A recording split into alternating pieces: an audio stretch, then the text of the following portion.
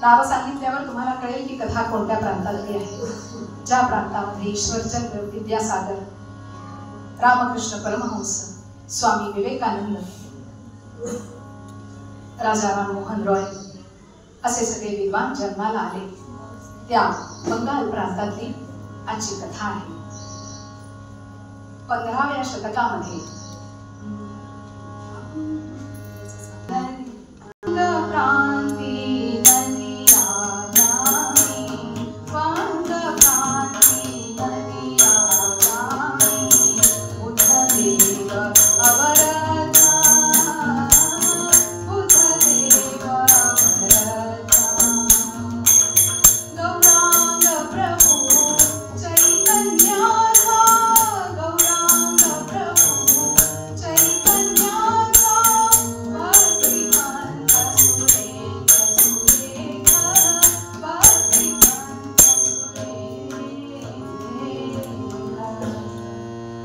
बंगाल प्रांतामध्ये बंग प्रांती नदिया ग्रामी मायापूर नावाचे ग्राम आणि त्याच्यामध्ये नदिया प्रांत असा.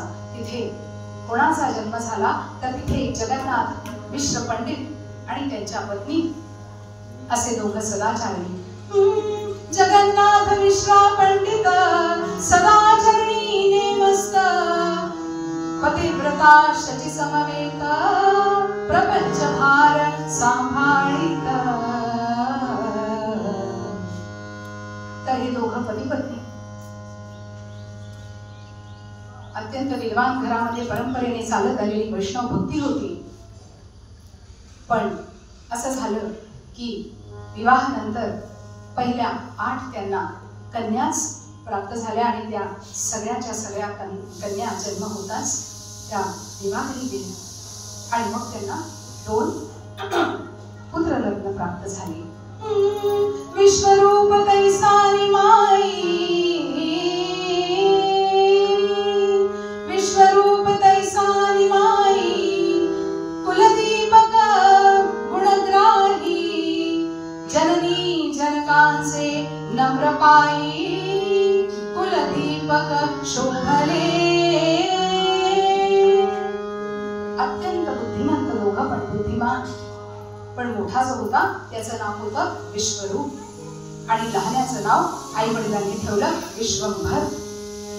विश्वंभर असं नाव का ठेवलं तर बालपणी हा विश्वंभर जो आहे तो एकदा अंगणामधून चालत गेला. माती ओली होती आणि आईच्या नंतर लक्षात आलं की हा जेव्हा पण चालत जातो तेव्हा ह्याच्या पावलांवरची काहीतरी चिन्ह वेगळी दिसत आहेत मला. भगवान महाविष्णूंच्या पावलावरची पदचिन्ह आहेत, शंखचक्र गदा पद्म अशी सगळी पाव मला ह्याच्यात दिसत आहेत. पण सांगणार कोणाला? आणि अत्यंत खोडकर आई वडील विचार करायचे ह्याचं कसं होईल. खूप रडायचे, खूप रडायचे. आणि रडल्यानंतर आई जेव्हा म्हणायची हरी बोल, हरी बोलो, हरी बोलो. बंगालची कथा आहे. हरी बोलो म्हटल्यावर हा शांत बसायचा. आणि जो विश्वरूप जो मोठा भाऊ होता तो विद्वान अतिशय, इतकी त्यांनी सगळे वेद पठण केलं, खूप शास्त्रांचा अभ्यास केला आणि एक दिवस त्याला कळलं की याचा काही उपयोग नाही. आणि म्हणून घरादाराची तोडी सर्व माया, घरादाराची तोडी सर्व माया, प्रपंचाते मानुनाथ छाया, प्रपंचाते मानुनाथ छाया, ईश चरणी आरविण जन्मगाया, ईश चरणी विजविण्या जन्मगाया, विश्वरूपे सोडिला संगमाया, विश्वरूपे सोडिला संगमाया. विश्वरूपाने घरदार सोडण्याचा निश्चय केला. कशासाठी? की त्याला कळून चुकलं होतं सगळं अध्ययन झाल्यानंतर की शेवटी मला एकट्यालाच जायचंय आणि म्हणून मग ईश्वराचीच भक्ती मी करेन असं म्हणून घरदार सोडून चालला गेला. सगळ्या ठिकाणी शोध घेतला आई वडिलांनी, पण हा कुठेच सापडला नाही. कारण हा जेव्हा विद्वान झाला तेव्हा आई वडिलांना वाटलं आता हा आमचा आधार होणार, ह्याचा विवाह होणार.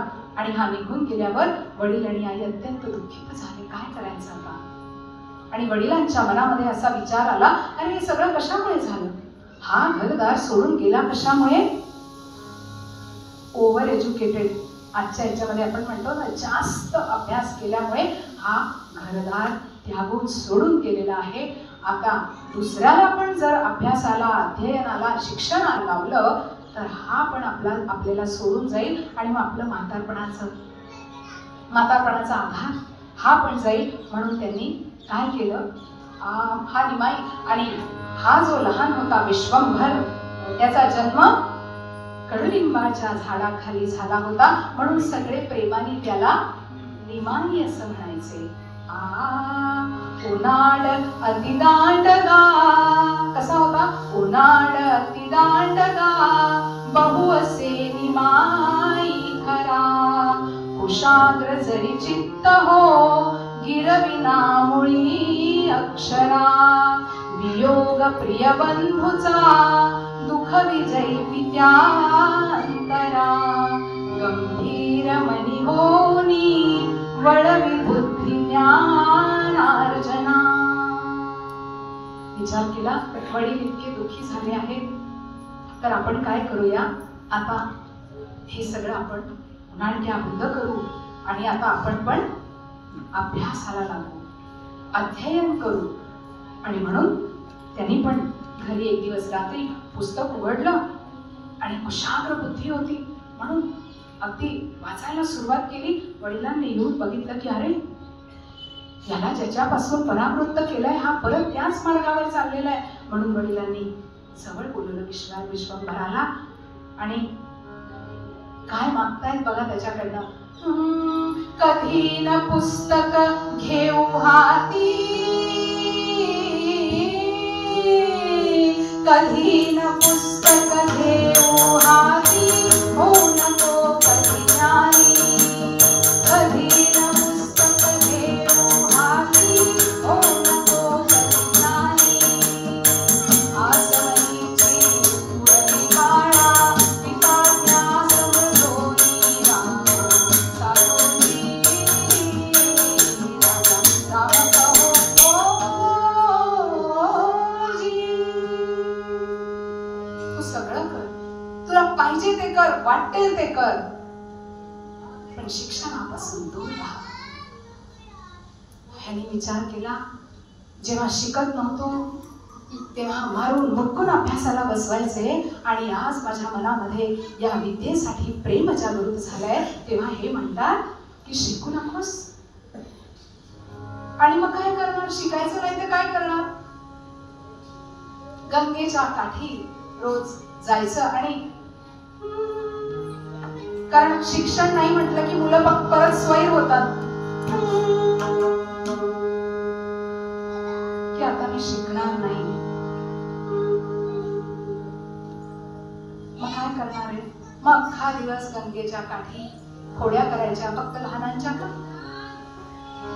जात पोराची बुद्धी होय सैया, जात पोराची बुद्धी होय सैया, काळ गवळी सवंगड्यास बेखारा, काळ गवळी सवंगड्यास बेखारा,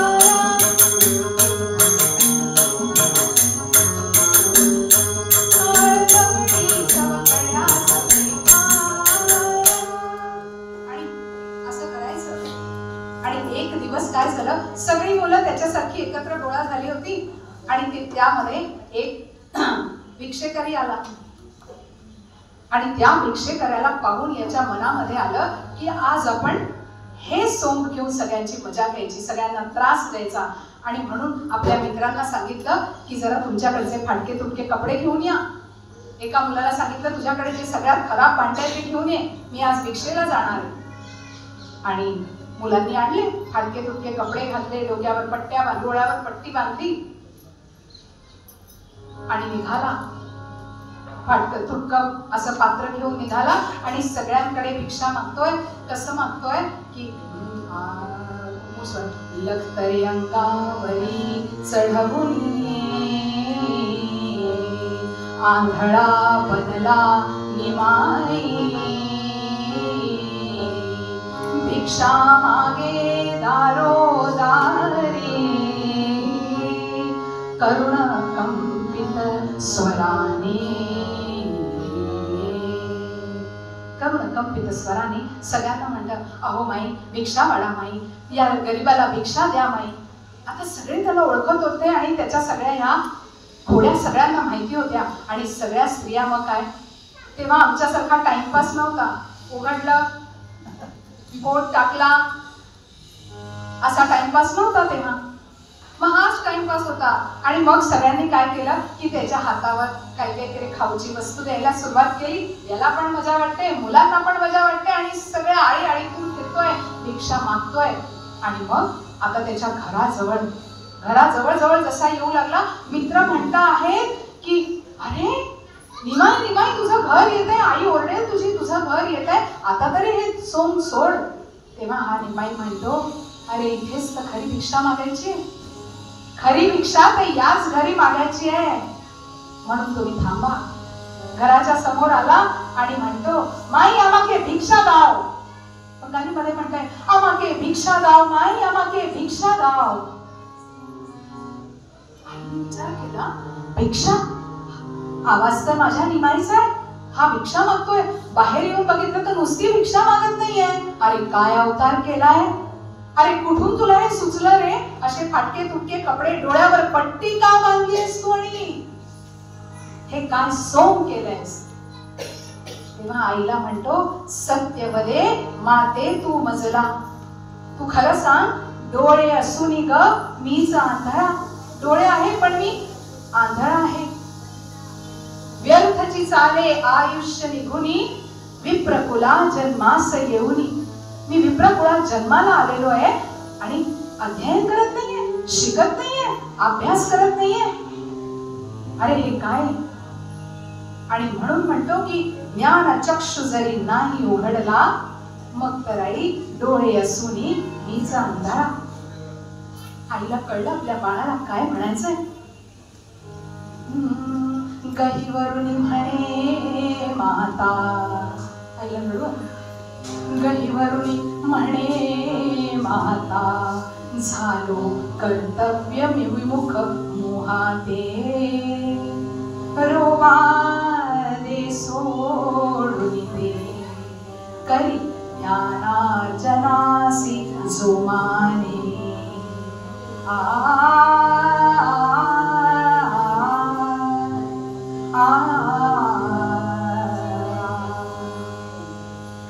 आई म्हणते, कर्तव्य विमुख झालो आम्ही प्रेमापायी, पण आता हे सोड तू, रोवा दे सोडू दे, सगळे तुझे फाटके तुटके कपडे काढ आणि करी ज्ञानार्जनासी जोमाने जा. वडिलांना जगन्नाथ मिश्रांना रात्री सांगितलं की जाऊ द्या हो, या मायापुरामध्ये, या नदिया प्रांतामध्ये कितीतरी विद्वान आहेत, त्याच्यातला एक विद्वान माझा निमाई जर झाला तर माझं जीवन सार्थक, तर त्याला जाऊ द्या. आणि मग वडिलांनी संमती दिली की आता गुरुगृही निघाले. करुणिया व्रतबंध विधीते गुरुगृही प्रतिप्रेषी मुलाते गुरुदेई पाठ व्याकरणाचे चरण सेवी निमाई गुरुचे. पाठवलं गुरुगृही आणि तिकडे जाऊन गुरुजी कशाचे पाठ देत आहेत तर व्याकरणाचे पाठ देत आहेत. पहिलं कारण असं म्हणतात काही शिकलं नाही शिकलं तरी चालेल पण व्याकरण नक्की शिकावं. कुठलीही भाषा जर तुम्हाला शिकायची असेल तर you have to learn the grammar. त्याच्यानेच तुमची प्रगती होणार आहे. तर असं लहानपणी आईवडील सांगतात, शिक्षक सांगतात, तसे यांनी व्याकरणाचे धडे घ्यायला सुरुवात केली. कुशाग्र बुद्धी असल्यामुळे सगळं काही पटापट आत्मसात करतोय. एवढं की एक पंचनिका नावाचा ग्रंथ पण लिहून काढला. आणि हे लिहून झाल्यावर व्याकरण शास्त्र शिकून झाल्यावर परत दुसरं शास्त्र शिकायचं असतं, न्यायशास्त्र. न्यायशास्त्र शिकायला दुसऱ्या गुरुजींकडे गेले आणि तिकडे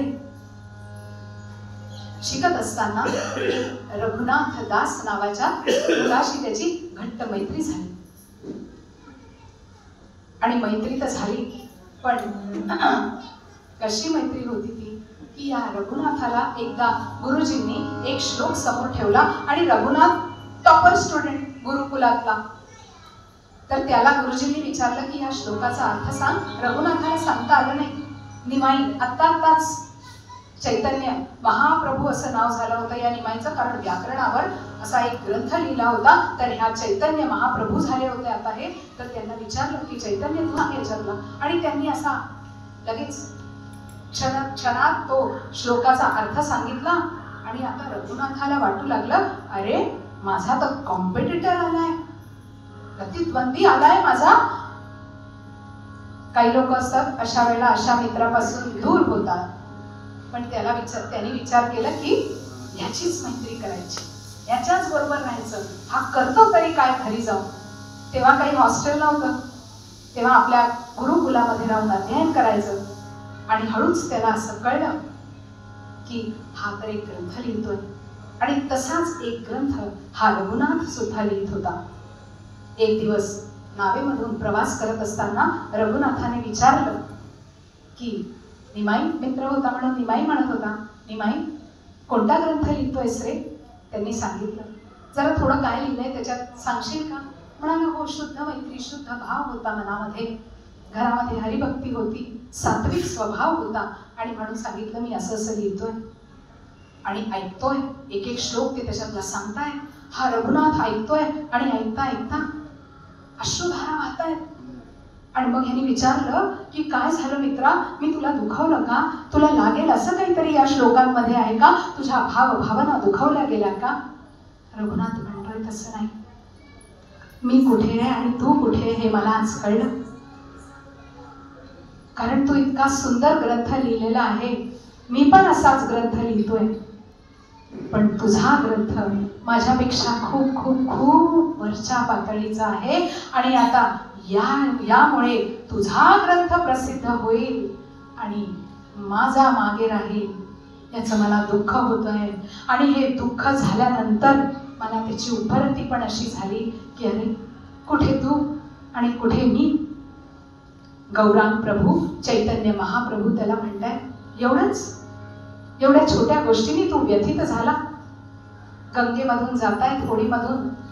आणि मग त्यांनी काय केलं, तो ग्रंथ हातातच होता, तो ग्रंथ घेतला आणि गंगेत प्रवाहित केला. सा सा रे गा गा मा मा पा गंगार्पणं वदना निमाई गंगार्पणं वदना निमाई गंगार्पणं वदना.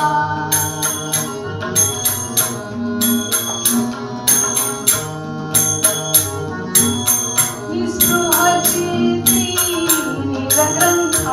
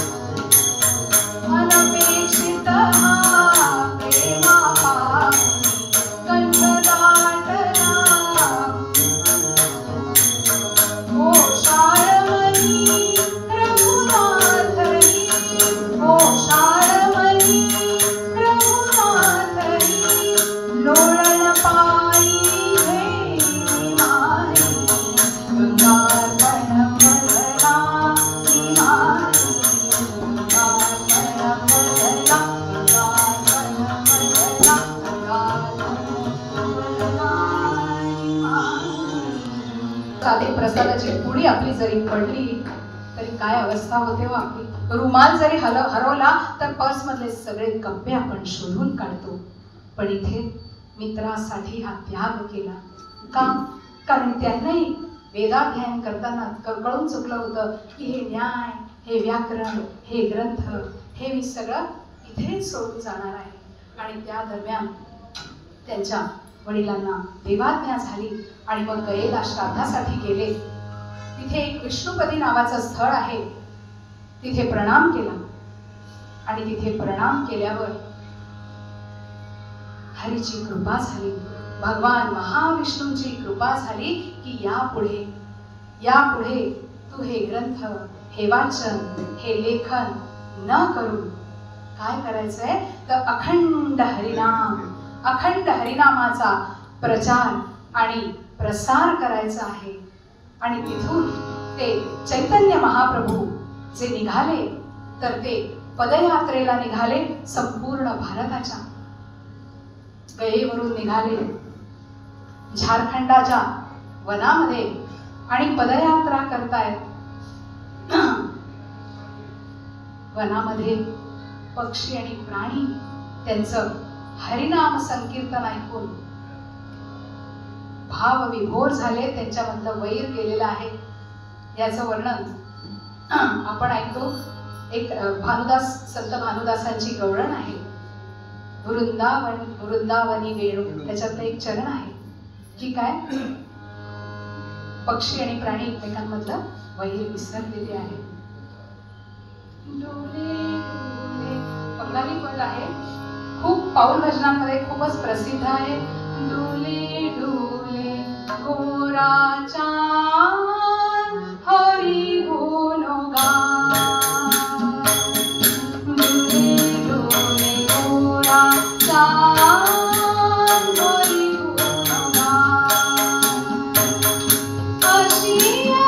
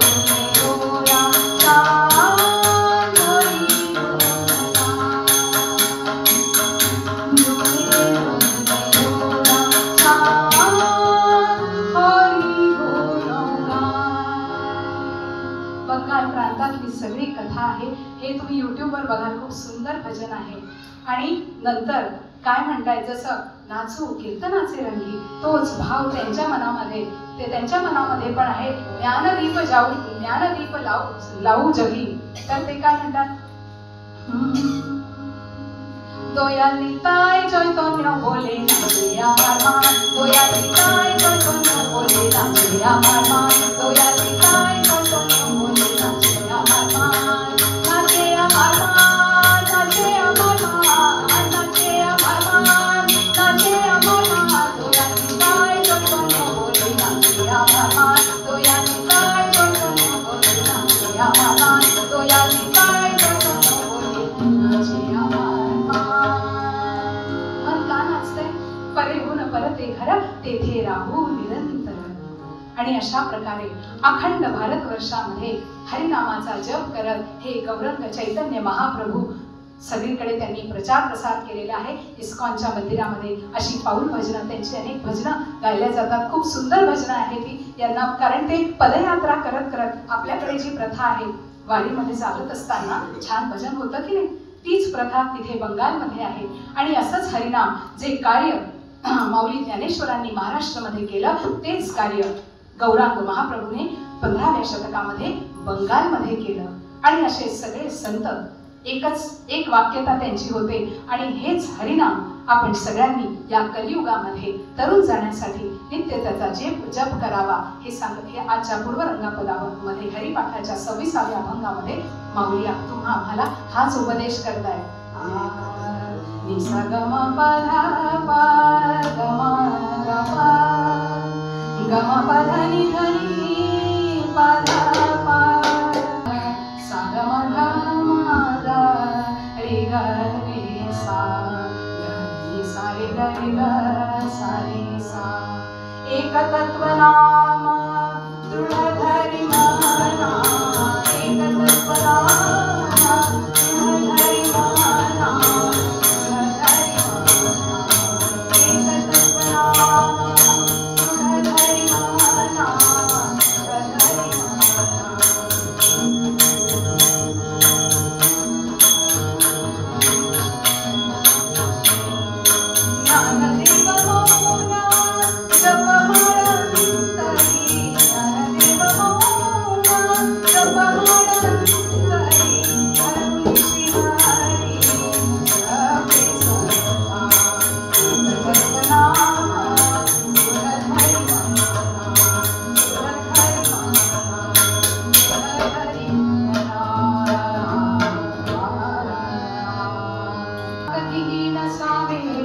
मागे पुढे आमचिया प्रभू तू असावे। वा भक्तवत्सलाशा धरिलेस नामा, या दीनदास भक्ता करिले विसावा। जय जय ज्ञानेश्वर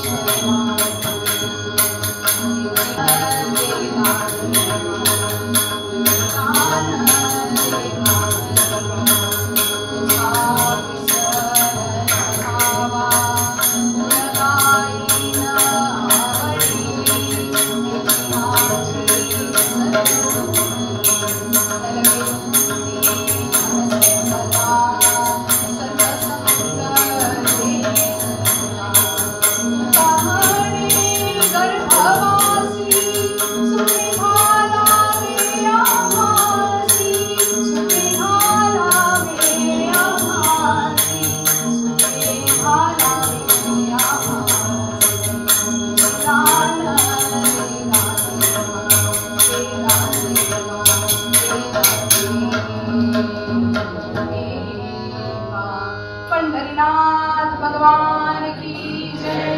देवर्षि नारद स्वामी महाराज की